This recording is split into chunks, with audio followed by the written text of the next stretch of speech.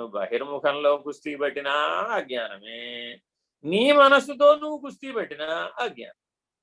ఎందుకని? అకర్తగా నిర్ణయం కాలేదు.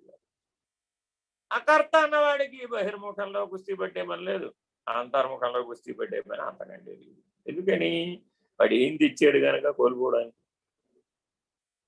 అతడు అకర్త అన్నటువంటి వాడికి ఏ నిర్ణయంలో ఉంటాడంటే, నేను వచ్చేటప్పుడు ఏం తెచ్చానండి, నేనేం తేలేదు, నేను దేనికోసం కుస్తీ పట్టాలి ఇప్పుడు?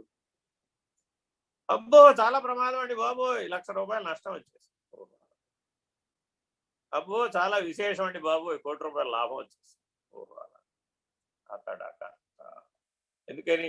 నేను వచ్చేటప్పుడు 1,00,000 తెచ్చుకోలేదు, 1,00,00,000 పోగొట్టుకోలేదు, లేదు 1,00,00,000 తెచ్చుకోలేదు, 1,00,000 పోగొట్టుకోలేదు.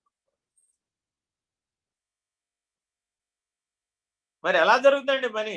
ఆ తగ్గవాడు ఎవడో తగినట్లుగా చేస్తా ఉంటాడు, వాడికి లాభ నష్టాల ప్రమేయం లేదు, ప్రసక్తి లేదు. ఎందుకని? అతడు అకర్త.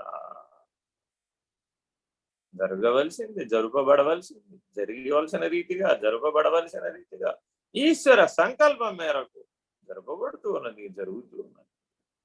అతడు అకర్త. బహిర్ముఖంలో గాని అంతర్ముఖంలో గాని ఈ అతడు అకర్త అన్నటువంటి వాడు ఎప్పుడైతే వచ్చేస్తాడో అప్పుడు మనసు స్వాధీనం.